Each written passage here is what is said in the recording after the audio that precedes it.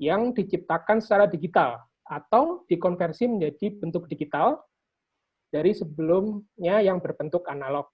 Saya kira seperti itu. Jadi sangat luas sebenarnya digital heritage itu seperti apa. Nah, kalau dari Mas Bram sendiri mungkin bisa secara singkat menjelaskan kira-kira digital heritage itu apa sih sebenarnya, dan kaitannya dengan digital humanities itu juga istilah yang sering disebut juga digital humanities, itu seperti apa kira-kira Mas Bram? Monggo. Baik, terima kasih. Tes, suaranya bisa dengar nggak ya? Ya, sip. Oke, terima kasih. Sebelumnya, Assalamualaikum warahmatullahi wabarakatuh.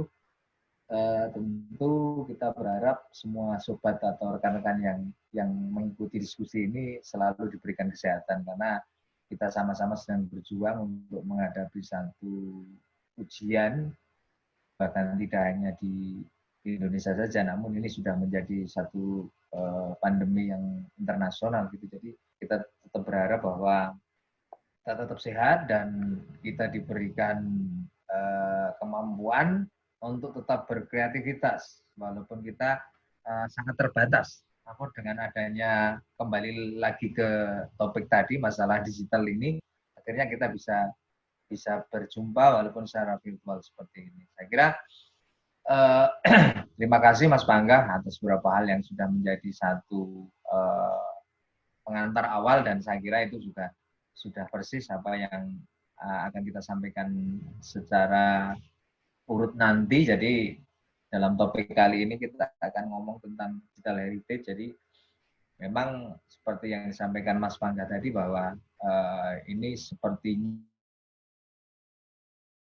istilah untuk konteks digital sendiri sebenarnya sudah lama. Artinya perkembangan tentang digital sendiri sudah berkembang cukup lama. Hanya ketika kita sandingkan dengan satu diksi heritage tadi, maka akan mempunyai satu pengertian yang lebih luas lagi cakupannya. Jadi ketika kita ngomong tentang heritage itu mungkin review atau pola pikir awal kita coba kembalikan lagi ke masalah tujuan dari menggali masa lalu. Kalau di konteks paradigma arkeologi itu kan ada 3, jadi mulai dari konstruksi sejarah budaya, cultural history, kemudian rekonstruksi cara hidup, dan proses penggambaran proses budaya itu sendiri. Jadi nanti di ranah-ranah 3 poin ini konteks digital itu akan main. Jadi kira-kira persepsi atau pandangan awalnya seperti itu. Jadi memang benar tadi. Rekod gitu ya Mas ya? Ya kira-kira seperti itu. Jadi kami juga mencoba dalam konteks pengelolaan buat heritage, kami mencoba nulis dalam tesis itu bahwasanya cukup banyak peran terkait dengan masalah digital teknologi ini, atau nanti ketika akan mengerucut menjadi konteks digital heritage itu sangat-sangat luas sekali gitu. Ketika kita ngomong bagaimana pemanfaatannya, terus kemudian konteks skop bidangnya itu di apa saja, itu hampir di semua proses. Kalau kita ngomong tentang cultural resource management, mulai dari identifikasi nilai penting, kemudian proses manajerialnya, kemudian sampai monitoring. Jadi konteks atau sistem digital ini yang masuk di semua aspek itu. Jadi saya kira ini menjadi sesuatu yang mau nggak mau tetap kita harus mengembangkan gitu loh. Jadi kaitannya dengan masalah digital heritage tadi memang benar apa yang disampaikan Mas Pangga tadi. Jadi pengertian tentang warisan digital itu sendiri terdiri dari beberapa hal, mulai dari nilai-nilai, kemudian yang berasal dari berbagai macam aspek dari masyarakat, kemudian tentu ini berbasis komputer, termasuk juga apa istilahnya, koleksi-koleksi yang analog kemudian dia menjadi didigitalkan atau menjadi proses digital, kemudian menjadi satu data digital, itu juga menjadi satu bagian dari digital heritage itu sendiri. Bahkan melalui UNESCO Charter, jadi the Preservation of Digital Heritage, itu di 21 Agustus 2002, jadi piagam tentang digital heritage itu sendiri sudah ada. Jadi di situ tentang pengertian bagaimana materi digital itu termasuk teks, kemudian basis data, kemudian basis data yang bergerak maupun tidak bergerak, kemudian beberapa sumber lain dan lain sebagainya, itu menjadi satu warisan yang ke depan tetap harus kita jaga gitu loh. Jadi kalau konteksnya digital ini tentu kan banyak aspek yang akan bersinggungan. Artinya di situ ada sistem database, kemudian ketika kita nanti akan share ke publik, di situ ada internet system dan lain sebagainya. Itu menjadi satu alur atau satu siklus yang merupakan bagian yang tidak lepas dari konteks digital heritage itu sendiri. Nah, kalau di Indonesia sendiri sepertinya perkembangannya seperti apa sih, Mas? Kira-kira saat ini. Biasanya kan kalau kita ngomong digital itu kan yang sedang ngetren gitu ya, misalnya kayak digital gaming, kemudian ada juga virtual reality, augmented reality. Nah, itu bisa nggak sih sebenarnya dikembangkan di Heritage dan sudah ada nggak sih yang sudah dikembangkan di Indonesia? Kira-kira seperti apa, Mas? Jadi gini, jadi memang kalau kita tadi seperti yang sampaikan di awal, ketika kita ngomongin digital itu tentu hal atau sistem atau teknologi tersebut tentu sudah masuk ke Indonesia. Namun ketika kita sandingkan dengan konteks heritage itu memang saya kira banyak teman juga yang sudah mengembangkan bahwa ini sebenarnya masuk ke ranah katakanlah digital heritage dan masuk ke konteks itu gitu. Dan tentang digital heritage itu sendiri sebenarnya dalam konteks perkembangan yang ada di Indonesia sebenarnya masih sudah berkembang tataran itu, namun memang perlu digali lagi. Jadi katakanlah konteks komposisi antara digitalnya sendiri dengan heritage-nya sendiri itu menjadi sesuatu yang seimbang gitu loh. Karena di konteks nanti ngomong digital heritage nanti ada juga nanti pengertian tentang virtual heritage, kemudian augmented reality dan lain sebagainya, itu merupakan satu bagian yang tidak lepas dari itu. Kemudian nanti lebih masuk lagi kita ngomongin tentang digital arkeologi, itu ada lagi nanti. Itu merupakan satu konteks yang tidak lepas juga dari teknologi informasi dan penggunaan media digital untuk arkeologi. Kemudian aplikasinya ya seperti augmented reality, virtual reality gitu. Jadi nanti ketika teori tentang digital arkeologi itu sendiri nanti akan berkembang. Jadi ada satu yang menyebutkan bahwa ini merupakan satu instrumen sebagai tools, metode. Ada yang menyebutkan bahwa digital arkeologi itu merupakan satu aspek yang tidak lepas dari teori arkeologi itu sendiri. Jadi perkembangannya juga cukup kompleks. Makanya dari itu saya kira kalau kita ngomongin konteks digitalnya sendiri, saya kira banyak teman-teman di Indonesia yang sudah maju. Bahkan ada beberapa justru malah orang luar itu meng-hire beberapa developer game untuk mengembangkan lebih jauh tentang pemanfaatan digital ini. Jadi ketika nanti kita ngomong juga tentang arkaeo game itu memang kalau istilah di kita kan belum banyak, padahal sebenarnya perkembangan yang ada di luar tentang konteks arkaeo game ini sudah cukup besar gitu. Jadi ketika kita kembalikan ke narasi tujuan, 3 paradigma tujuan arkeologi itu tadi, ketika kita bawa konteks rekonstruksi, kemudian proses cultural pada masa lalu itu kita tuangkan, kita narasikan dalam konteks saat ini, tentu akan dalam tanda kutip menjadi sedikit atau bahkan menjemukan ketika narasi itu hanya kita bawa dalam bentuk teks saja gitu loh. Namun ketika kita bisa membawa konteks digital bahkan sampai ranah 3 dimensi, ini saya kira segmen-segmen terutama yang generasi milenial ini akan cukup antusias gitu loh, karena bagaimanapun juga ketika kita akan menuju ke proses lestari atau masyarakat yang peduli pelestarian, tentunya kan ada aspek keingintahuan dulu, ada aspek mereka aware dulu, ada aspek mereka tertarik. Jadi saya kira media seperti ini sangat konteks saat ini, bahkan saya kira mungkin 5-10 tahun ke depan masih akan sangat relevan sekali. Belum lagi nanti kalau kita ngomongin AI, artificial intelligence dan lain sebagainya, itu saya kira ini menjadi satu konteks yang cukup bagus gitu dalam konteks perkembangan saat ini. Itu mungkin Mas Mangga namanya. Ya, tadi disebutkan ada virtual reality, ada augmented reality dan lain sebagainya. Dan di Indonesia sendiri, kita dari kebudayaan juga sebenarnya beberapa memang sudah pernah menerapkan mungkin gitu ya, Mas. Mungkin Mas Suram juga sudah tahu, misalnya di Museum Nasional itu ada virtual tour-nya, di Sangiran ada virtual tournya juga, kemudian di Borobudur juga ada Borobudur virtual, di mana dari Borobudur virtual ini di link borobudurvirtual.id teman-teman bisa mengakses Borobudur lewat komputernya masing-masing. Nah, apakah itu juga bisa disebut sebagai digital heritage, Mas? Atau ada misalnya aspek-aspek khusus yang harus dipenuhi sehingga itu bisa menjadi sebuah digital heritage sepenuhnya gitu, dalam tanda kutip sepenuhnya gitu. Baik, Seperti apa kira-kira? saya kira apa yang sudah dilakukan teman-teman, terutama khususnya apalagi di instansi kita ya, di kebudayaan ini, saya kira itu merupakan satu bagian dari apa yang disebut sebagai digital heritage gitu loh.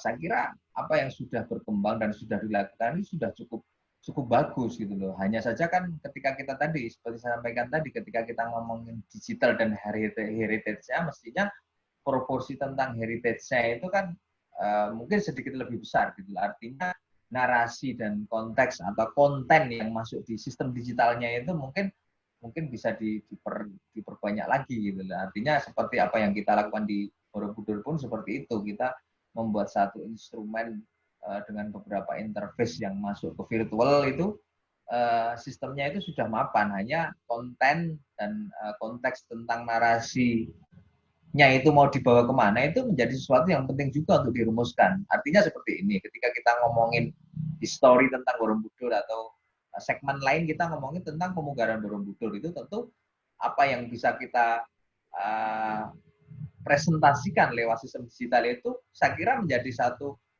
sesuatu yang menarik gitu loh, dengan tentunya tidak lepas dari validitas informasi atau validitas data yang ada. Misalkan saja tentang kondisi Tanah Bukit Candi Borobudur. Jadi ketika kita membuat satu presentasi dengan katakanlah sistem yang atau display yang 2 dimensi, itu tentu pasti sudah informatif. Namun munculnya ketertarikan itu akan menjadi sesuatu yang beda ketika narasi atau presentasi tentang kondisi tanah Bukit Candi Borobudur itu dibuat dalam sistem 3 dimensi.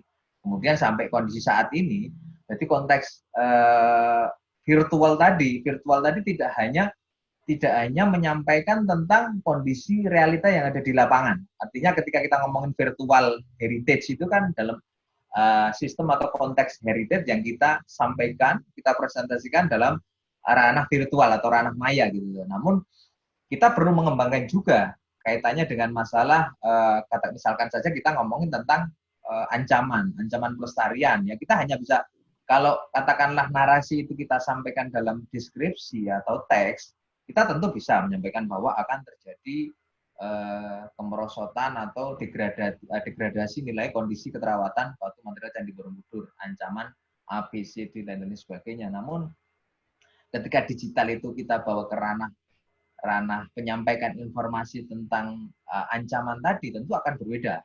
Katakanlah kita membuat kalau di beberapa jurnal tentang digital heritage itu ada beberapa metode yang mereka gunakan untuk menginformasikan atau menyampaikan presentasi ketika satu lanskap itu dipenuhi dengan ancaman, katakanlah pertumbuhan pembangunan yang tidak terkendali, nanti skenario A dalam jangka 10 tahun ke depan akan seperti ini.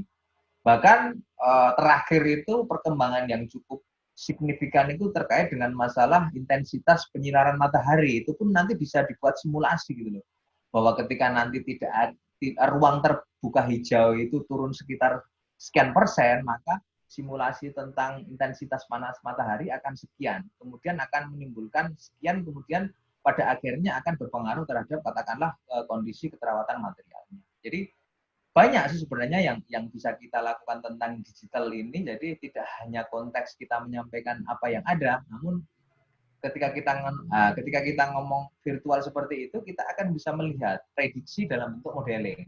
Kemudian kalau kita bawa ke ranah augmented, itu kita akan bisa berinteraksi walaupun itu secara virtual gitu. Tadi seolah-olah mungkin kita di sana dan sebagainya. Saya itu malah gini Mas Bangga. Jadi ada satu angan-angan yang sampai sekarang mungkin masih berproses atau belum bisa terwujud. Saya kira itu juga butuh rancangan besar. Jadi kaitannya seperti ini.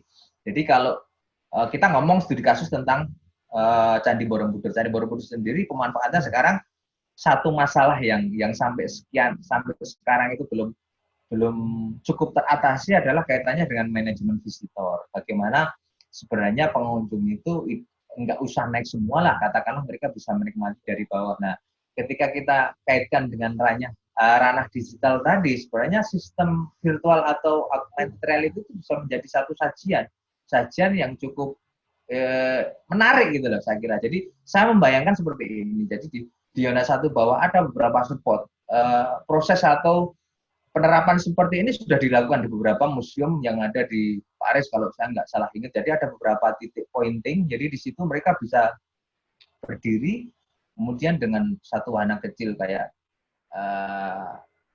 dengan sistem augmented reality, dia akan bisa melihat Candi Borobudur ketika dulu dipugar seperti ini. Jadi dalam visual yang mereka lihat itu mereka benar-benar melihat bahwa di situ banyak kren, kondisi batu masih belum tertata, kemudian ada aktivitas gitu loh. Jadi satu sistem display atau satu sistem presentasi yang moving, yang bergerak, aktif, dinamis gitu loh. Jadi tidak hanya masuk ke satu tataran 2 dimensi yang stuck saja atau hanya sebatas image saja, namun di situ memang satu proses yang 3 dimensi. Jadi mereka akan benar-benar merasakan bahwa dulu itu seperti ini. Kemudian dia pindah ke poin lain, di situ dia melihat pemugaran kedua katakanlah. Kemudian di poin lain dia melihat pasca dipugar itu seperti ini. Dan di poin terakhir dia akan melihat ketika ini tidak dilestarikan, dia akan melihat Candi Borobudur dengan background katakanlah mungkin ilustrasi di situ banyak hotel dan lain sebagainya. Jadi saya kira muaranya tetap sama. Kita sepakat bahwa konteks digital ini kita jadikan sebagai metode untuk katakanlah dalam kalau kita ngomong tentang pemanfaatan atau ngomong tentang pengelolaan itu tentu kita harapannya masyarakat akan lebih peduli, itu kata kunci yang pertama. Jadi mereka akan tertarik kemudian peduli tentu dari aspek itu, maka otomatis mereka akan serta-merta sangat mendukung sekali proses pelestarian yang akan terjadi. Jadi sederhana itu saja sih sebenarnya pemikirannya, Mas. Iya, menarik sekali, Mas Bram. Saya menangkap ada satu kata kunci yaitu metode. Jadi menggunakan digital heritage ini sebagai metode untuk melestarikan cagar budaya secara fisik gitu ya, Mas ya. Dan itu bisa dilakukan dua arah.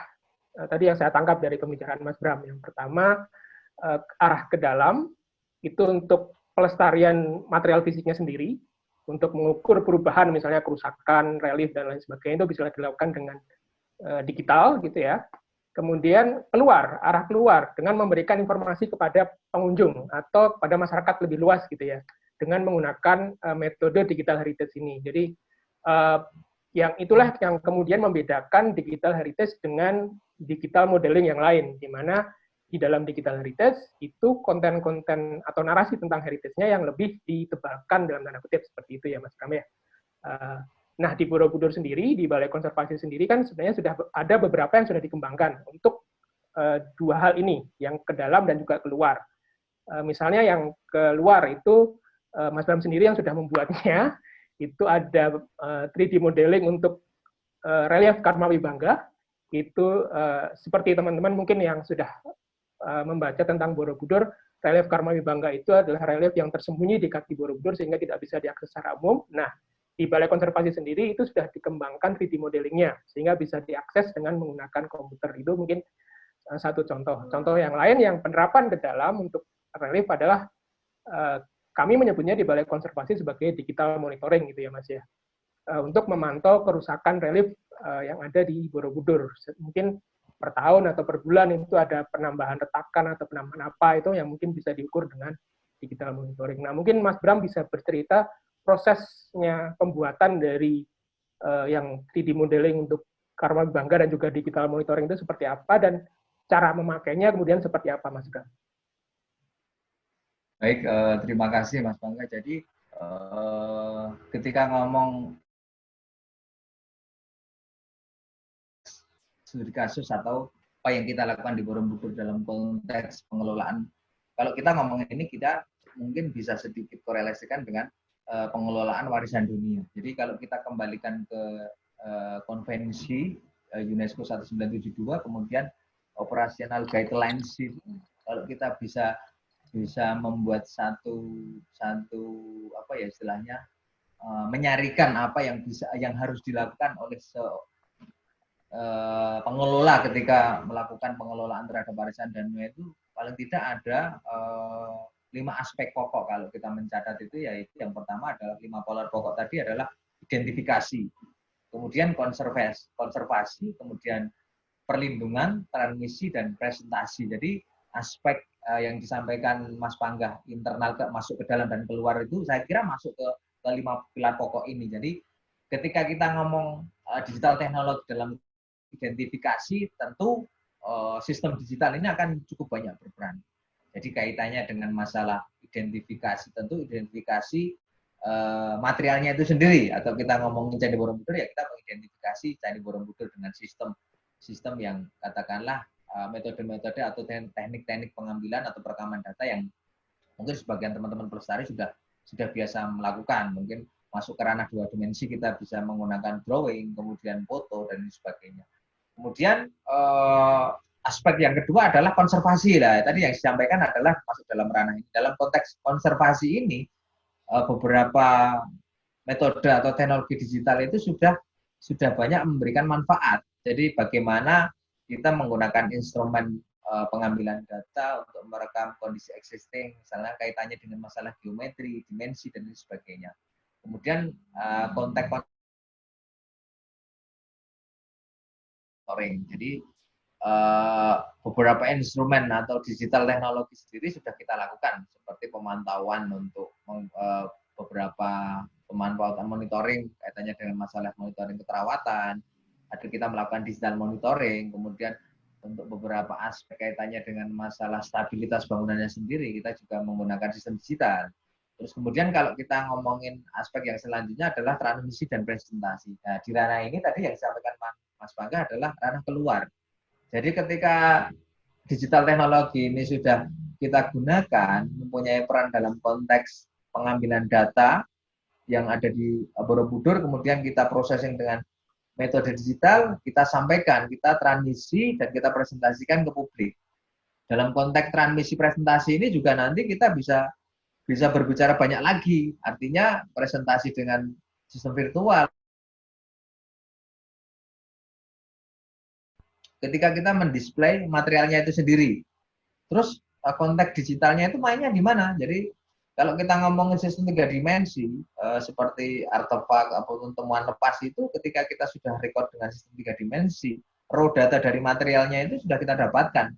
Jadi dari data itu, kalau mungkin teknologi yang konvensional itu melihat gambar, kemudian kita membuat replikanya dengan manual, tapi ketika sistem digital dalam 3 dimensi itu sudah kita dapatkan, katakanlah kalau kita ngomongin datanya adalah mesh-nya atau sistem 3 dimensinya, wireframe-nya, itu akan sangat leluasa sekali ketika itu digunakan dalam konteks membuat replika dari cetakan, atau katakanlah di print, ataupun kalau dengan sistem yang lebih kompleks lagi dengan CNC milling mesin seperti itu. Jadi membuat replika 1:1 pun asal mesinnya itu bisa membuat ukuran yang sebanding, katakanlah 1:1 itu, data yang dihasilkan dari replika itu saya kira akan mendekati dengan error ataupun akurasi yang sangat tinggi sekali gitu. Artinya error yang ada di situ sangat rendah karena semua data itu benar-benar diambil secara realita 3 dimensi gitu. Jadi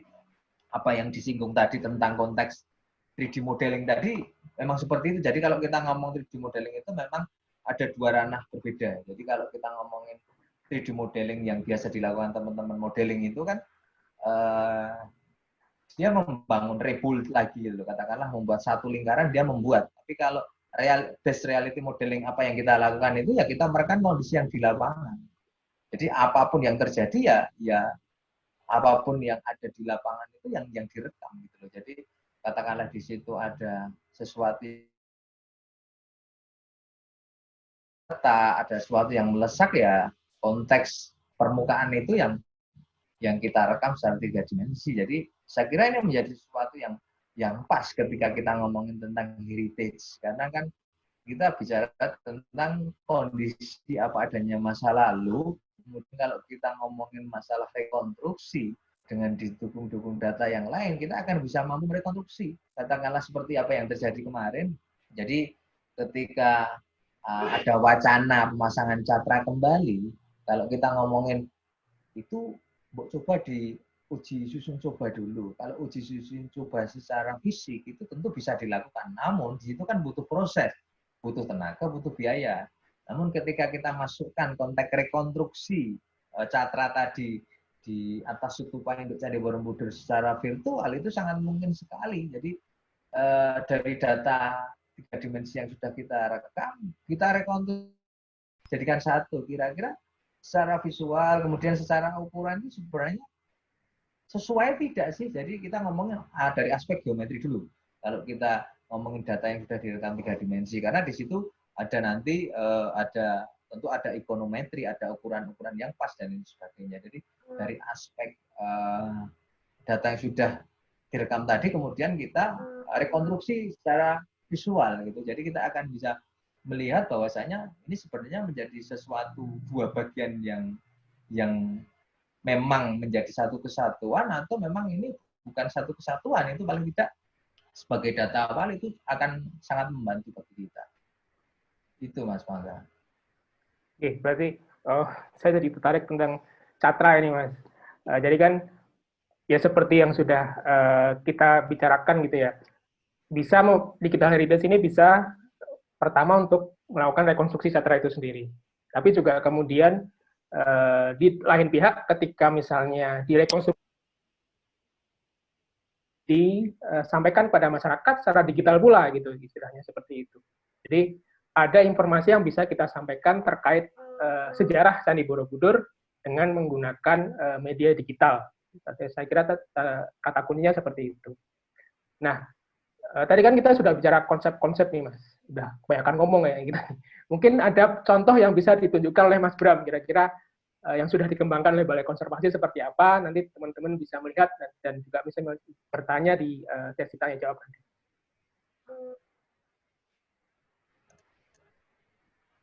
Oke Mas, ini saya coba Mas ya, mungkin bisa share aja ya lewat sini ya, screen aja coba ya kita coba share. Aja, Mas.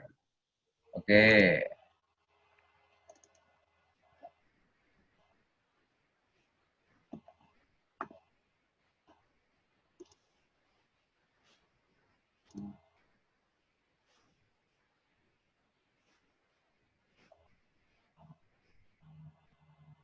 Lihat Mas, kelihatan nggak Mas? Kelihatan nggak ini ya? Mas Mangga? Sudah mulai loading, Mas. Oke. Ya, sip. Jadi ini, dengar nggak suaranya Mas Mangga? Mungkin yang gamenya bisa dikecilin, Mas.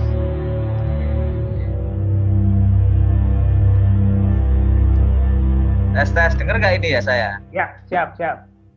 Oke, jadi gini, ini cerita apa yang disampaikan tadi kita sedikit menyinggung tentang archaeo game. Jadi archaeo game yang dikembangkan oleh Dennis sekitar 2004-2005 itu sebenarnya sudah cukup berkembang lama.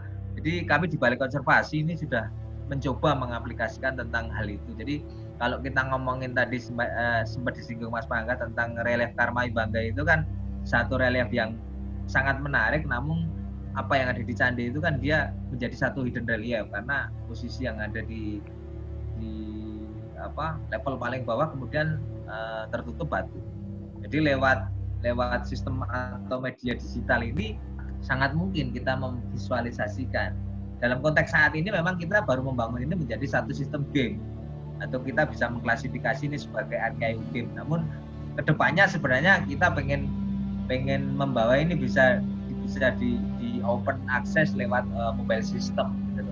Harapannya dulu malah justru ini menjadi sistem augmented yang ada di candi. Jadi pengunjung itu naik cukup sampai halaman saja. Mereka akan bisa menikmati. Namun kalau kita mengaplikasikan di halaman atau langsung di lapangan memang di situ butuh beberapa infrastruktur lainnya seperti nanti marking, kemudian tentu koneksi internet, tidak lepas dari itu.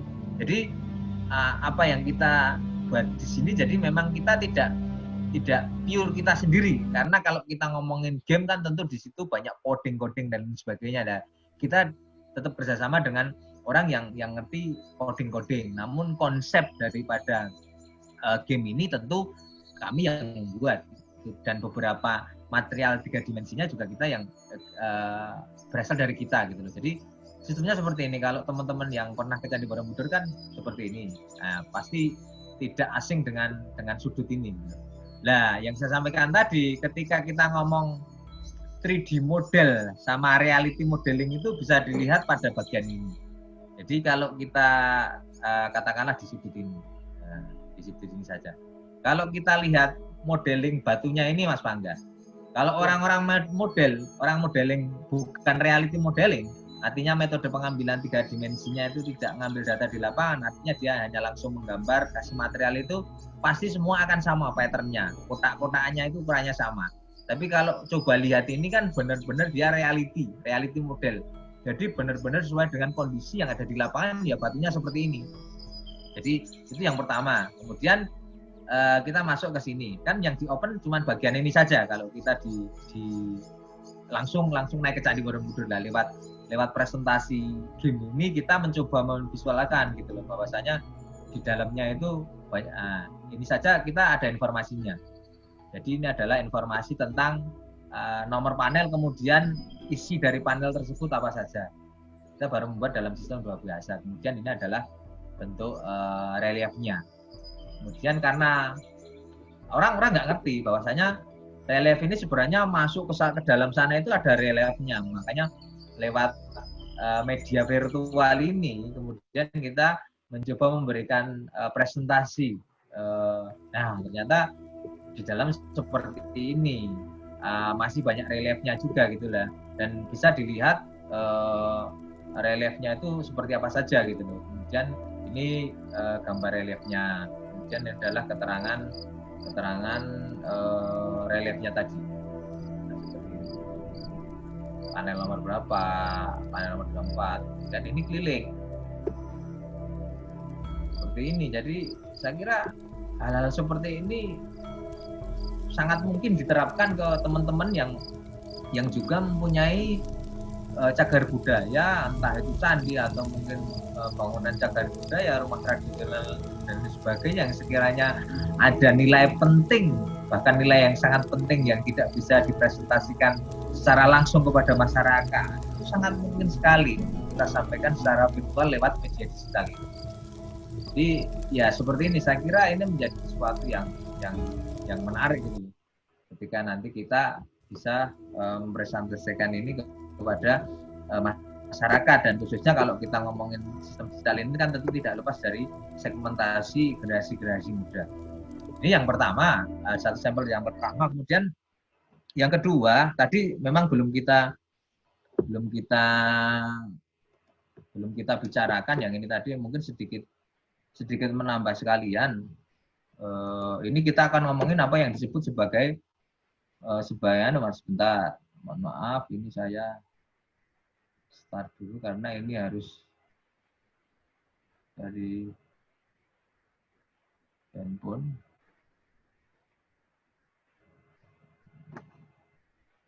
Jadi kita ngomongin tentang yang lain, itu kita ngomongin tentang apa yang namanya HBIM atau HIM. Jadi Heritage Building Information Model, atau kalau sebagian ada yang menyebutkan sebagai langsung HIM, Heritage Information Modeling.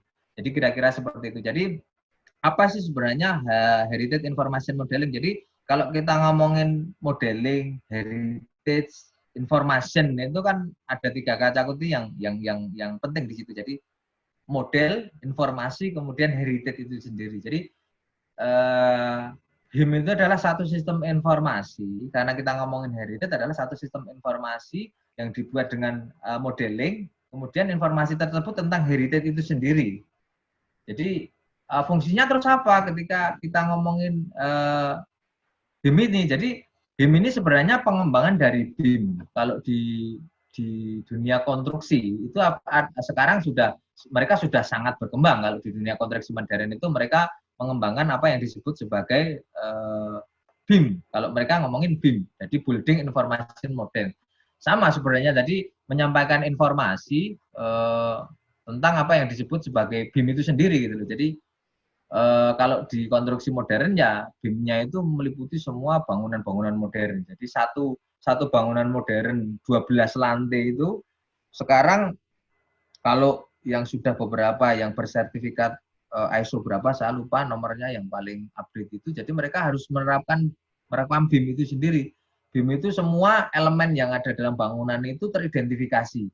Jadi kalau kita ngomongin ke ranah BIM ini sendiri sama sebenarnya.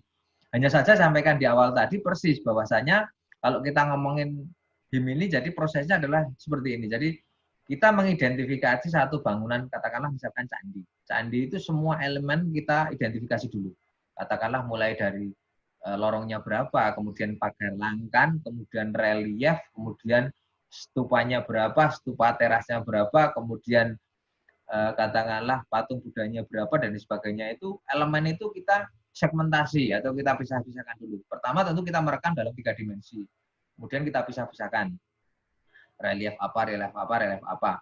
Kemudian dari itu kita berikan atribut dalam masing-masing elemen tadi. Katakanlah misalkan relief bidang A, lorong 1 sisi timur. Ini bercerita tentang ini, namanya relief ini. Itu kita input semua. Jadi proses membuat satu heritage information modeling atau heritage building information modeling ini memang lama. Tapi nanti kalau sudah jadi ini sangat akan mempunyai manfaat yang cukup besar. Jadi ketika atribut tadi sudah kita sematkan dalam elemen-elemen tadi, kemudian kita processing lewat sistem digital dengan beberapa perangkat itu akan menghasilkan satu sistem informasi yang disebut sebagai HIM tadi. Jadi HIM ini ketika nanti sudah menjadi sistem yang jadi keseluruhan ini akan mempunyai banyak manfaat, terutama untuk pengelolaan warisan, tidak hanya warisan budaya dunia saja, namun saya kira cagar budaya yang tingkat nasional ataupun treasure heritage yang punya nilai penting itu akan sangat membantu sekali bagi si pengelola. Jadi ketika katakanlah ada satu bagian yang hilang itu langsung diidentifikasi, diklik itu nanti di situ akan kelihatan ini bagian yang hilang itu di bagian A, ini bobotnya sekian, luasannya sekian dan sebagainya. Itu dari aspek protecting. Kemudian ketika kita ngomongin aspek konservasi maupun pemugaran, itu datanya akan mudah sekali. Jadi tinggal dicek saja nanti yang akan katakanlah yang akan dikerjakan untuk katakanlah penanganan penggaraman atau konsolidasi, misalkan saja 2 bidang sisi selatan, itu langsung aja dibuka di sistem informasinya tadi, diklik di situ akan keluar gitu. Kemudian sampai nanti atributnya itu sangat-sangat apa istilahnya sangat-sangat luas sekali. Jadi aspek keterawatan bisa kita masukkan, kemudian elemen penambahan batu baru itu di sebelah mana semua termapping dan itu menjadi satu sistem yang menjadi satu kesatuan gitu loh. Ini saya hanya membuat satu sampel kecil saja karena pada saat itu saya baru ingin istilahnya mengetahui alurnya dari modelingnya, kemudian atributnya dan lain sebagainya sampai bisa katakanlah diakses lewat handphone. Jadi kalau teman-teman yang saya kira semua sudah menggunakan smartphone ya sekarang, itu bisa di-download di Play Store itu namanya BIMX. BIMX itu aplikasi yang tidak berbayar, open source. Jadi semua bisa mendownload aplikasi itu. Kemudian bagaimana sampai kita nanti bisa membuka lewat BIMX? Jadi katakanlah kalau yang saya lakukan seperti ini. Jadi saya membuat satu sistem informasi ini, kemudian data yang sudah saya processing tadi, saya upload ke BIM server. BIM server itu, lewat BIM server itu bisa kita upload. Kita namai, katakanlah misalkan Borobudur. Gitu. Udah masuk di server BIM server itu. Kita nggak usah ketakutan bahwa nanti akan diketahui banyak orang dan sebagainya. Nggak masalah. Karena memang server BIM itu memang di-open untuk BIM. Jadi memang peruntukannya itu nggak usah takut kita dengan beberapa ketakutan tentang data dan lain sebagainya, nggak sampai seperti itu. Gitu. Jadi setelah kita upload di BIM server, nanti setiap orang yang sudah menginstal aplikasi BIMX tadi bisa mendownload datanya. Jadi seperti ini. Ini bisa dilihat enggak Mas Pangga tampilannya? Bisa, Mas. Handphone. Bisa ya. Jadi ini adalah softwarenya seperti ini. Handphonenya Mas Bram ya ini ya? Ini handphone saya Mas. Ya. Jadi tampilan awalnya seperti ini. Nanti di sini akan beberapa, kalau yang hypermodel ini sudah cukup lengkap banget. Saya hanya baru membuat satu sampel kecil saja karena saya pengen mengetahui processing dari raw data sampai kemudian kita identifikasi, kemudian kita proses menjadi sistem di BIMX ini seperti apa, dan akhirnya saya bisa membuat satu sampel kecil. Jadi filenya di Borohim 2019 ini letter aja, tampilannya akan seperti ini. Kemudian dari ini bisa kita open. Kemudian apa yang saya sampaikan tadi, semua hal untuk satu candi itu bisa menjadi satu kesatuan itu sangat mungkin sekali gitu loh. Sebentar, ini baru loading. Jadi nah ini bisa nggak kelihatan Mas Wangga? Bisa ya? Bisa. Nah, jadi ini adalah situasi dalam 3 dimensi. Ini adalah sisi utara. Ini modelingnya. Kalau yang modelingnya ini saya klasifikasi jadi 2. Kalau yang candinya ini saya modeling dengan, saya menggambar saja, nggak reality modeling, nggak seperti apa yang ada di tampilan game tadi. Kalau di game tadi kan menggunakan digital photogrammetry. Kalau ini saya menggunakan drawing, menggambar dengan beberapa perangkat gambar seperti SketchUp ataupun AutoCAD, itu saya menggambar dari situ. Jadi data hanya ukuran saja, namun kondisi surface itu memang nggak persis karena kan kita membuat gambar, bukan merekam melalui digital photogrammetry atau laser scanning dan lain sebagainya. Kemudian sebenarnya ini yang cukup penting, yang menjadi poin daripada HIM atau BIM itu seperti ini. Ini ada satu bagian yang saya ambil menggunakan, kalau yang ini menggunakan, nah yang bagian ini, kalau teman-teman bisa melihat ini kan, ini saya ambil dengan digital photogrammetry. Kalau ini digambar dengan katakanlah SketchUp atau AutoCAD atau Archicad atau 3ds Max itu tidak akan serealistis ini. Jadi ini memang lekuknya dan sebagainya ini memang kondisi persis apa yang ada di lapangan. Karena pada bagian relief ini saya pengambilan data 3 dimensinya menggunakan digital photogrammetry. Kemudian yang saya sampaikan tadi, ini bisa kita berikan atribut itu seperti ini Mas. Jadi info. Nah, ketika kita masuk ini memang angkanya nggak benar. Ini hanya pada saat itu saya pengen mengerti flowchart-nya saja, alurnya saja. Namun ini nanti akan bisa, kalau sudah fix seperti ini, nanti ini akan bisa sesuai dengan ukurannya. Jadi di sini tipenya, elemennya, heat weight-nya berapa, kemudian areanya berapa, volumenya berapa, kemudian materialnya bentuknya apa. Ini yang menjadi satu titik penting tentang HIM itu. Jadi ketika kita ngomongin nanti tentang pekerjaan konservasi pemudaran, tidak hanya itu, namun kita ingin mengetahui tentang informasi yang ada di relief itu sangat mungkin di sini semua.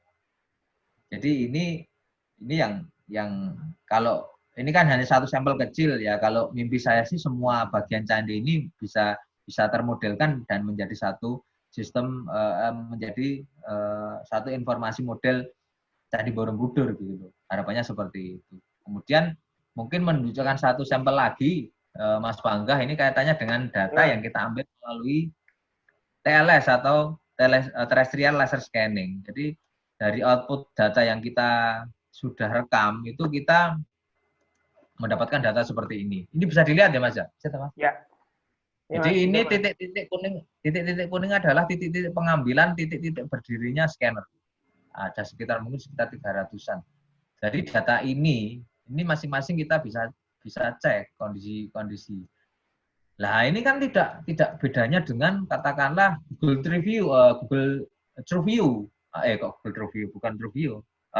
Street View ya Mas ya. Lalu bedanya dengan Street View apa? Sangat beda sekali. Jadi kalau kita ngomongin tentang data ini itu sebenarnya bukan image, tapi ini sebenarnya adalah data point cloud.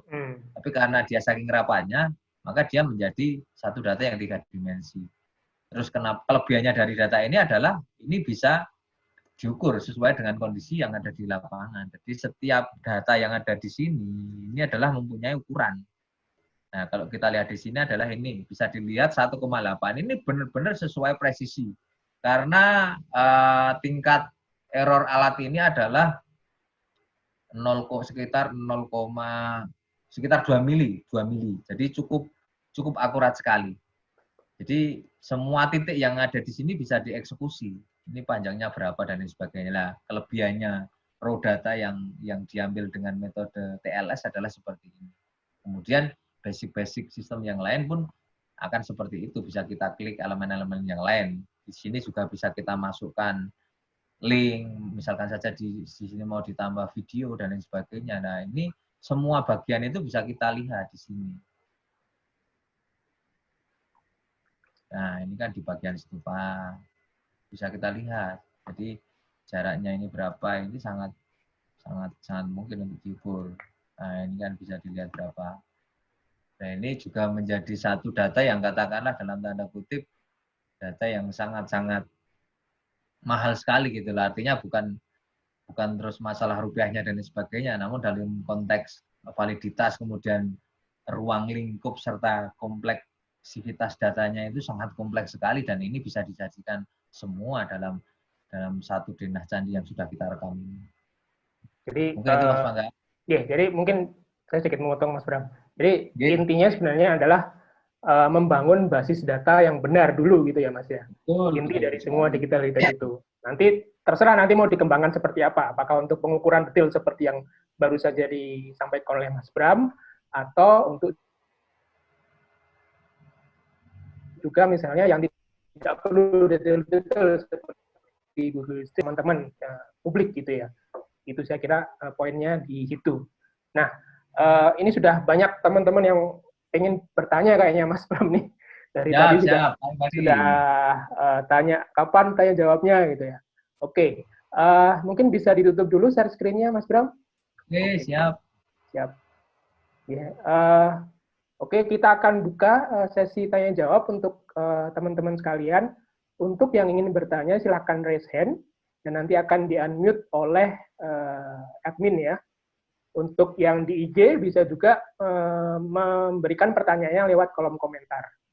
Oke, monggo silakan yang mau bertanya bisa raise hand sekarang.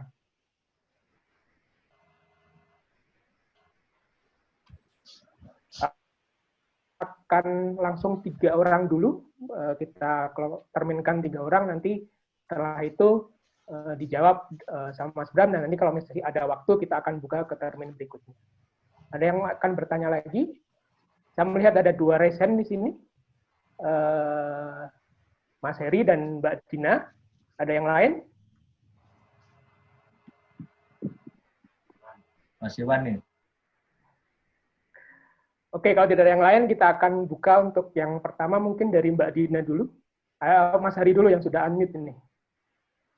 Oh, ada satu lagi yang raise hand, Mas Lili. Oke, 3 orang jadi ya. Mas Heri, Mbak Dina, dan Mas Lili. Oke, itu yang pertama, yang 3 orang pertama yang raise hand. Oke, dari Mas Hari dulu. Monggo silakan Mas Hari.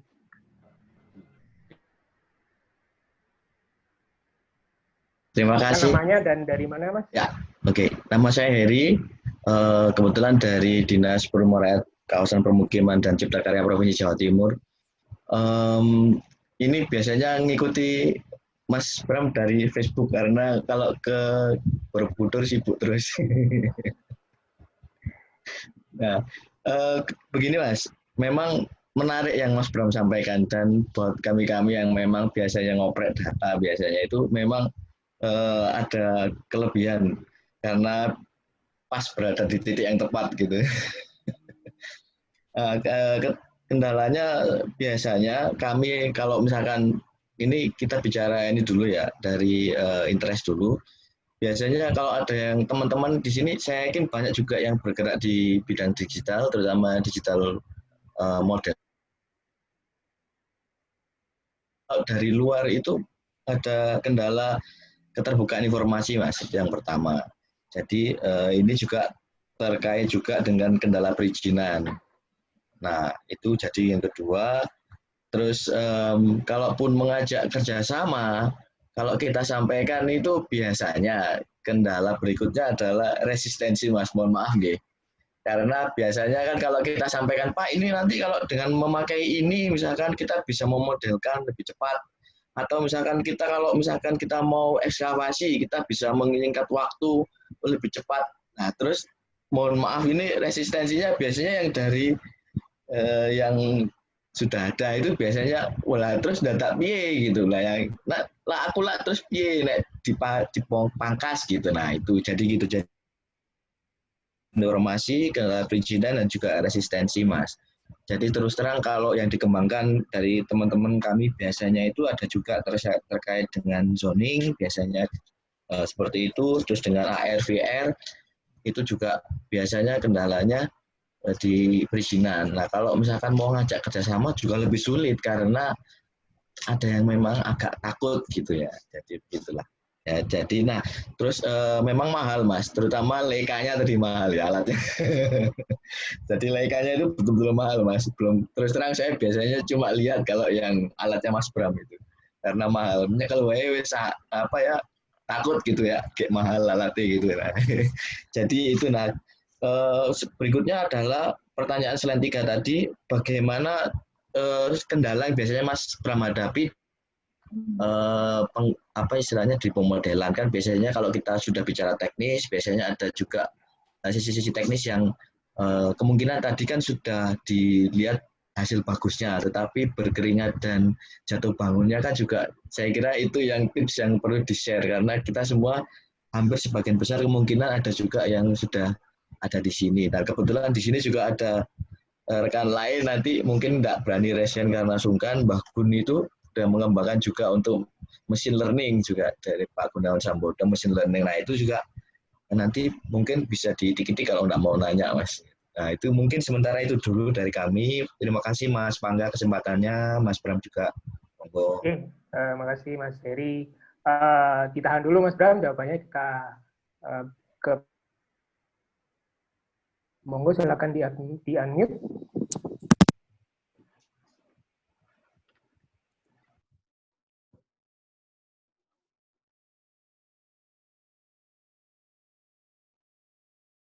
Halo Mbak Dina Mentari malah hilang. Oke, tadi ada Mbak Dina Mentari yang mengangkat tangan tapi kayaknya hilang koneksinya. Tapi karena sudah tidak ada ya kita ke berikutnya aja ke Mbak Lili gitu ya, Mbak Lili. Mohon maaf Mbak, tadi saya menyebutnya Mas ya. Ke Mbak Lili, monggo silakan di-unmute. Iya, bertanya. kedengeran Mas Pangga? Ya, siap Mbak. Iya, saya pengen tahu nih. Tadi kan udah jadi gitu ya, atau udah game yang dikasih saran. Ini tim yang bikin itu berapa lama ya? Terus prosesnya itu kayak timnya tuh dari siapa aja dan apakah sudah launching? Karena saya lihat ini kan menarik banget, tapi saya tuh baru tahu bahwa ada kayak gini. Kalau misalnya udah dipromosikan, promosinya tuh lewat mana aja? Kok nggak pernah kedengeran? Sayang aja gitu. Oh iya, siap Mbak. Dari mana Mbak Lili? Saya tahu Mbak Lili siapa ini, tapi mungkin bisa disebutkan. Dari Universitas Bina Nusantara Jakarta. Siap Mbak, dari Bina Nusantara Jakarta ya? Siap. Iya, makasih Mas Pangga, Mas Bram. Terima kasih Mbak Lili. Terima kasih Mbak. Oke, untuk pertanyaan ketiga, Mbak Dina Mentari sudah balik lagi nih. Monggo silakan Mbak Dina di-unmute dan ditanyakan pertanyaannya ke Mas Bram.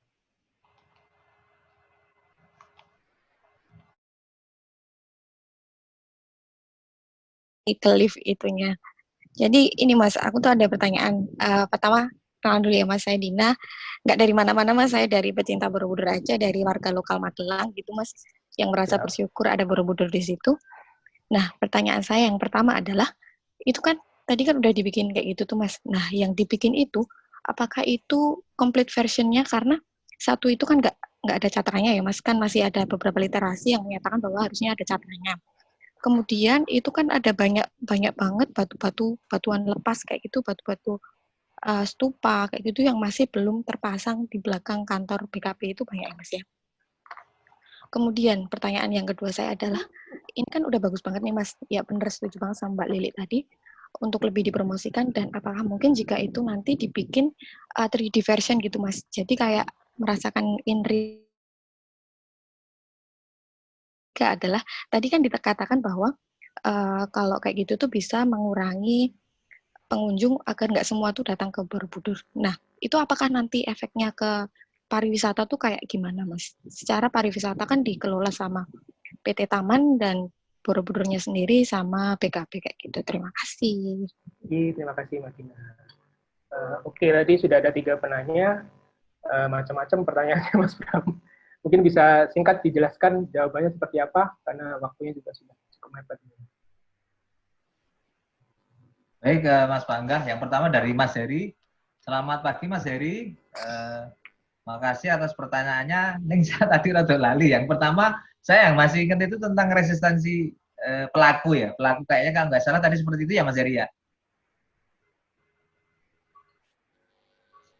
Jadi memang kondisi kebetulan, Mas Heri. Jadi kebetulan kalau di kami itu kan dilalahnya di Balai Konservasi itu tenaganya memang hampir semua mudah semua. Jadi memang kita cukup dinamis ketika proses ini kita apply di kantor, kemudian kita menggunakan ini. Namun memang cerita-cerita dari teman-teman di BPCB pun seperti itu. Jadi ketika nanti sistem, memang mereka pun aplikasinya tidak serta-merta langsung tabrak saja semua dengan digital, itu tidak seperti itu.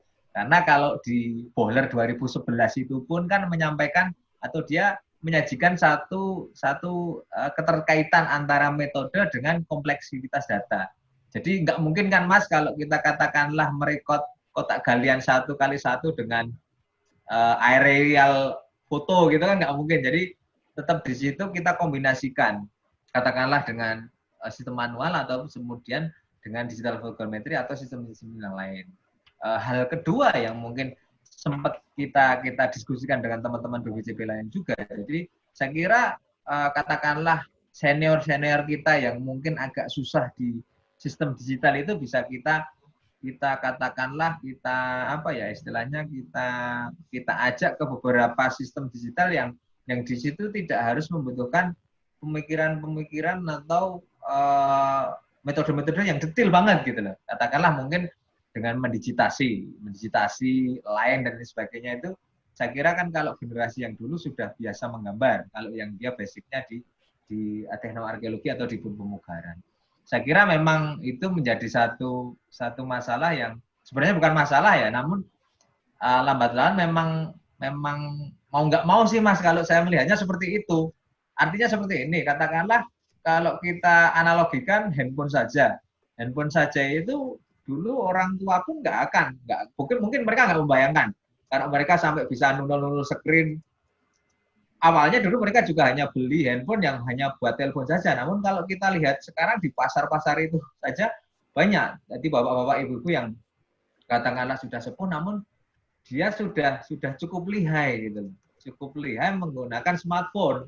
Jadi karena saya kira proses digital ini juga akan seperti itu ke depannya, karena mau nggak mau sistem ini akan berubah ke arah itu gitu. Bahkan kalau kita ngomong konteks komparasi dengan perkembangan yang sudah terjadi itu memang sudah cukup masif sekali gitu loh. Jadi saya kira memang proses perguliran dari analog ke digital itu memang harus disertai dengan beberapa tambahan-tambahan pengertian lah. Artinya sistem ini tidak serta-merta terus harus dengan digital semua, nggak seperti itu, karena ada beberapa tahapan yang katakanlah mengukur bidang pendek pun kita masih menggunakan meteran dan sebagainya. Kemudian yang kedua terkait tadi disinggung mahalnya alat itu, jadi memang kalau sekarang sudah lumayan Mas, katakanlah kayak sebenarnya banyak brand tentang kalau kita ngomongin recording dengan terrestrial laser scanning itu kan banyak brand juga.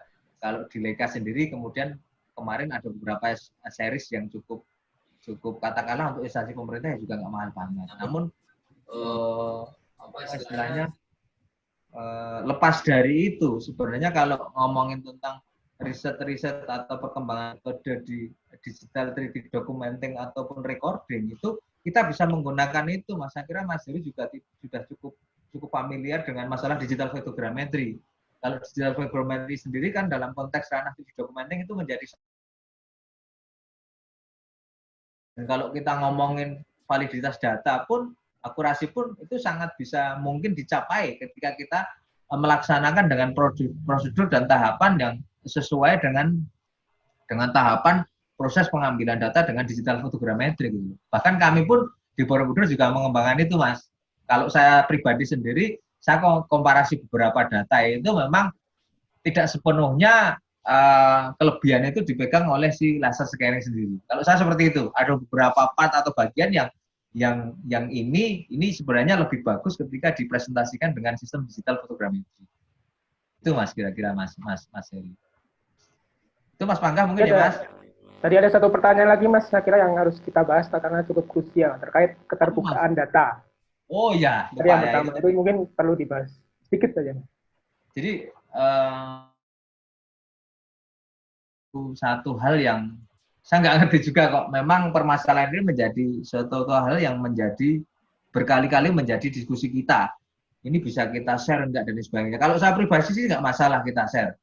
Karena hanya saja sharingnya itu kan di situ ada batas-batas sendiri. Kalau kita ngomongin di beberapa koleksi di Tropen dan lain sebagainya, mereka pun bahkan sekarang ada satu website yang open access. Yang saya sendiri agak kaget kemarin itu, saya share ke Mbak Mas Pangga juga sama Mas Ewan, ada satu website yang dia share foto relief Kamar Bangga ya Mas Pangga ya. Ya. Yang fresh itu fresh diambil oleh si Kasihan Sepas karena di situ tanah dan lain sebagainya masih kelihatan di situ, dan itu bisa dikatakanlah dalam tanda kutip premium download free sampai 55 MB.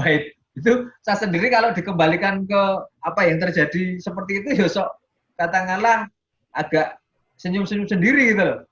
Nah, katakanlah kalau kita mungkin masih agak sedikit ada kekhawatiran, saya kira apa yang kita share di katakanlah di web ataupun di sistem database kita kan itu yang low res. Katakanlah kalau kita masih belum yakin atau tidak, katakanlah masih ada kekhawatiran, itu kita low res saja nggak masalah kok. Kita ambil di range sampai 400 KB itu kan nggak masalah. Atau mereka juga penggunaannya tentu akan terbatas. Kemudian yang kedua bisa kita caption, kita berikan watermark katakanlah kalau kita mau melindungi data. Tapi sebenarnya kalau pemikiran saya hal-hal seperti itu memang kita juga harus mulai tidak sepenuhnya terus data kita protecting, karena akhirnya menjadi lucu juga kalau katakanlah data itu hanya kita peluk saja namun kita tidak ulah di dalamnya, padahal data itu sebenarnya bisa menjadi output yang katakanlah 1, 2, 3, 4, 5 sampai 12. Namun karena kita hanya pungkungi saja, kita tutup saja, data itu baru sampai output 2 saja kita sudah katakanlah merasa puas. Padahal sebenarnya kalau kita bisa open dengan legalitas kerjasama yang jelas dan lain sebagainya pun saya kira akan menjadi arus keterbukaan yang mengarah ke positif, Mas Heri. Jadi kita pun saat ini sedang bekerja sama dengan Ritsumaken University dan LIPI sebagai katakanlah sebagai leading sektornya untuk riset kerjasama luar negeri, itu pun banyak klausul yang kita sepakati di situ gitu loh. Dan yang terpenting adalah kita sama-sama mendapatkan keuntungan, artinya bukan keuntungan materi ya terkait dengan masalah data itu sendiri. Jadi siapa berbuat apa gitu. Jadi jangan sampai justru malah kesan bahwa kita menjadi pekerja dari partner kita yang ada di luar negeri itu harus dibuang jauh-jauh. Karena selama ini kan kalau kita mungkin mereview apa yang sudah kita lakukan, misalkan kita pernah bersama dengan luar negeri dan sebagainya, itu kadang-kadang kita merasa bahwa kayaknya kami malah menjadi pekerja. Nah, posisi atau poin-poin seperti itu yang sebenarnya harus kita evaluasi bahwa ini partnership gitu loh, semua punya proporsi yang seimbang, bahwa kamu mengerjain BCD, saya mengerjain AB, atau syukur-syukur malah kita data kita sharing semua dalam tanda kutip seperti itu gitu. Artinya saya kira klausul tentang kerjasama pun regulasinya cukup banyak, semua asalkan ditaati dan lain sebagainya. Kemudian yang terpenting adalah masalah copyright, kemudian proporsi tadi Mas Heri kalau menurut saya. Itu mungkin Mas Pangga. Oke, baik Mas. Oke, langsung ke penanya berikutnya dari Mbak Lili sama Mbak Lili. Baik, terima kasih Mbak Lili atas perhatiannya. Jadi memang sebenarnya juga proses ini ya cukup lama Mbak. Jadi lama tapi juga nggak lama banget, karena kan akhirnya kita juga harus punya target. Cuman memang kita tidak sepenuhnya ini kita katakanlah kalau di sistem penganggaran pemerintah pihak kebijakan itu nggak semua seperti saya sampaikan tadi, karena kita juga cukup concern dalam pengembangan rekor dan 3 dimensi. Jadi kalau dalam membuat satu sistem seperti ini kan yang pertama tentu kita membuat model. Itu basic yang pertama. Nah, pembuatan model itu memang sebagian data itu kita sudah punya sendiri. Kemudian kita membuat flowchart, kemudian flowchart gamenya itu seperti apa gitu. Katakanlah story gamenya itu seperti apa. ini orang nanti ke sini dan sebagainya, dia ekspor masuk ke sini dan sebagainya. Itu menjadi satu penting karena dalam konteks kerjasama dengan pihak eksternal ini kita harus menjadi sutradara.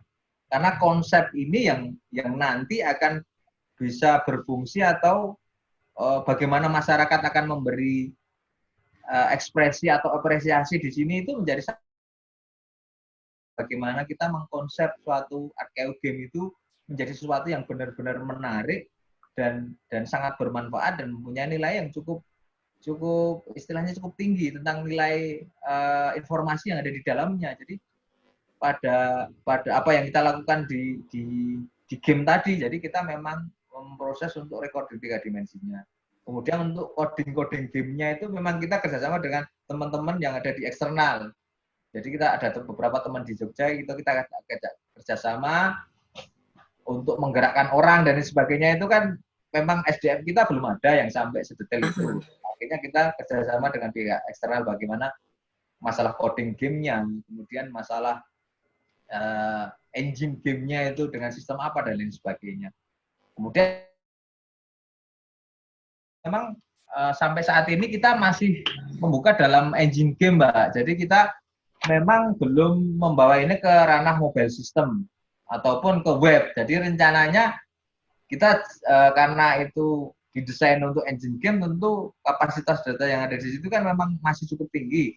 Jadi kita ada rencana itu memang mau di open access, namun beberapa raw datanya kalau ngomongin yang 3D tadi, polyline-nya mungkin kita kecilkan beberapa, sehingga nanti ketika itu di open access lewat web itu bisa accessible-nya bagus gitu loh. Harapannya kita seperti itu. Syukur-syukur nanti kita membuat satu series yang bisa di open di mobile system, kira-kira seperti itu. Itu Mas Maga? Gimana, Kak? Maksudnya engine game tuh berarti cuma bisa di mesin itu gitu ya? Nganu Mbak, jadi hanya dibuka di PC atau laptop. Oh, jadi belum oke. akses. Baik, Pak, baik. Tapi bisa di mana-mana Mbak, itu artinya ketika satu folder itu di copy siapa gitu bisa open itu bisa. Oke. Siap Pak, siap. Terima kasih. Oke, terima kasih Mbak. Oke, langsung ke yang terakhir Mas Bram. Oke. Tak sambil minum ya Mas Bangga. Terus mulai ya Mas. Yang terakhir dari Mbak Dina Mentari tadi ya Mas ya? Ya. Dari sekitaran Budur, makasih Mbak. Wah ini sekitaran Budur tetap aktif untuk melestarikan Candi Borobudur. Terima kasih Mbak Dina. Jadi memang kalau terkait dengan apakah itu harus dipasang atau tidak itu kan memang itu di aspek parameter yang lain. Nantinya itu kita berbicara tentang aspek keaslian, arkeologinya dan lain sebagainya. Hanya saja kalau kita ngomongin konteks digital heritage tadi, sistem ini cukup memberi kemudian bagi kita Mbak. Jadi katakanlah potongan atau posisi Catra itu kan di Museum Borobudur. Kalau katakanlah secara fisik kita eksperimental pola susun itu kan bawahnya sendiri cukup jauh dan berat. Jadi dengan sistem digital ini ya kita record aja data 3D Catranya itu, kemudian data 3D stupa itu kan kita sudah punya. Kemudian kita alignment, istilahnya seperti itu, atau kita registrasi, kita gabungkan. Dari proses alignment tadi akan bisa kita lihat secara visual, secara ekonometrinya seperti apa, bahwa ini memang pasangannya bukan sih, atau ada beberapa bagian batu yang hilang sebelum ini menjadi satu kesatuan. Jadi analisis itu tetap dibutuhkan, Mbak, karena media tadi kan saya sampaikan tadi sebagai satu sistem komputasi menjadi satu alat yang heuristik gitu loh, untuk mendukung analisis arkeologi seperti itu. Kemudian yang terakhir ini memang harapannya sih kita kalau dari pelestarian seperti itu Mbak, jadi bukan mengurangi pengunjung tapi meminimalisir pengunjung yang naik candi gitu. Jadi harapan kami itu justru malah dengan presentasi yang seperti itu, katakanlah mungkin dengan augmented reality atau virtual, justru malah informasi yang digali dari Borobudur itu lebih banyak gitu. Tidak hanya melihat pola susun atau tatanan batu yang sudah cantik seperti saat ini, enggak, tapi orang akan bisa mengetahui secara virtual dulu seperti apa gitu. dulu seperti apa memang bisa kita akses lihat lewat foto lama. Namun ketika kita ngelihat data material foto itu kan ya seperti itu gitu loh. Artinya ketika kita bandingkan dengan data satu sistem data yang tidak dimensi, kemudian dia moving, dinamis, itu kan cukup berbeda. Katakanlah di sisi lain-lain kita bisa melihat di sisi utara, selatan, timur, kemudian ketika keren-keren dulu bergerak seperti apa, katakanlah lapisan dalamnya seperti apa, itu sangat mungkin bisa kita lihat dengan sistem seperti ini. Justru malah saya kira informasi yang kita sampaikan ke masyarakat justru menjadi semakin luas dan dalam. Itu yang pertama. Yang kedua, ketika kita ngomong pariwisata, tourism dan lain sebagainya, itu kan sebenarnya tidak hanya melulu orang datang naik candi sampai stupa induk, stupa teras, selfie kemudian turun, kan nggak hanya sesederhana itu gitu. Justru malah konteks kalau kita mau mengarahkan ke konsep awal di Master Plan JICA tentang pemanfaatan Borobudur, bahwa Borobudur itu sebagai pusat edukasi dan lain sebagainya, justru kita akan membawa ke ranah itu kembali gitu loh. Bagaimana kita bisa secara full atau secara penuh mengedukasi masyarakat tentang Borobudur. Tidak hanya mereka tahu tentang Borobudur itu dari batu cantik, tinggi, besar dan sebagainya, namun seperti apa dalamnya, kemudian nilai dari masing-masing elemennya itu seperti apa, itu akan menjadi satu data yang bisa kita presentasikan lebih dalam lagi. Kemudian apakah ini terus justru nanti malah wisatawannya menjadi turun? Enggak, karena kan kalau kita ngomongin Borobudur tentu kan sekarang kita ngomongin lanskap juga. Jadi saya kira banyak sekarang poin-poin interest atau poin-poin view yang ada di sekitar Borobudur. Jadi ketika mereka tidak naik Candi Borobudur lewat halaman dengan sistem virtual tadi, bisa menikmati secara lebih luas dan lebih dalam tentang informasinya. Kemudian mereka bisa dibawa keliling ke titik-titik yang ada di kawasan Candi Borobudur. Tidak hanya menjelaskan tentang korelasi bahwa kawasan itu juga punya korelasinya dengan Candi Borobudur. Aspek yang kedua juga justru masyarakat yang ada di sekitar Borobudur itu juga menjadi satu pihak yang berinteraksi langsung dalam pemanfaatan pariwisata. Jadi mereka tidak hanya sebagai satu penonton saja, namun menjadi satu aspek yang terlibat langsung. Kalau kita ngomongin economic value, tentu ini akan mempunyai dampak yang lebih besar lagi. Karena poin-poin yang ada di situ mereka akan didatangi, kemudian mereka bisa lebih mengembangkan tentang kreatif lokal, industri-industri lokal, dan lain sebagainya. Saya kira itu ya Mas Pangga. Oke, siap Mas. Jadi kalau saya boleh menyimpulkan dari diskusi kita selama 1 jam lebih ini, saya kira poinnya ada beberapa yang bisa kita ambil dari digital heritage ini. Yang pertama, mengenai tujuan dari digital dan bangunan cagar budaya itu sendiri, dan juga yang kedua untuk diseminasi informasi ke publik dan lain sebagainya. Nah, untuk itu semua bisa dilakukan, yang perlu dibangun terlebih dahulu adalah sebuah database yang komplit seperti itu ya Mas Bram ya, untuk membangun informasi yang jelas yang bisa disampaikan kepada masyarakat atau bisa kita gunakan sendiri di konservasi. Gitu. Dan juga nanti yang juga krusial adalah tentang copyright dan lain sebagainya. Dan saya kira itu di tiap-tiap negara akan berbeda bagaimana peraturan tentang hak cipta ini diterapkan. Gitu ya. Misalnya kalau di Belanda atau di Eropa itu kebanyakan kalau yang membuat itu sudah meninggal 70 atau 95 tahun itu biasanya sudah masuk ke public domain. Jadi makanya kemudian foto-foto sepas itu bisa masuk ke ranah publik ya karena memang itu sudah.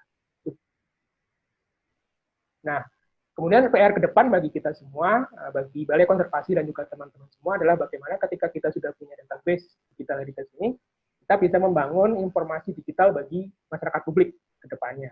Dan dari diskusi yang sudah kita lakukan dan juga dari chat-chat yang sudah saya baca di baik di IG maupun di Zoom, itu ternyata sudah banyak teman-teman yang mengajukan diri untuk bekerja sama gitu dalam membangun informasi kepada masyarakat. Jadi ini sangat sesuai dengan tema perayaan di mana kita juga melakukan diskusi ini untuk merayakan International Day for Monument and Sites.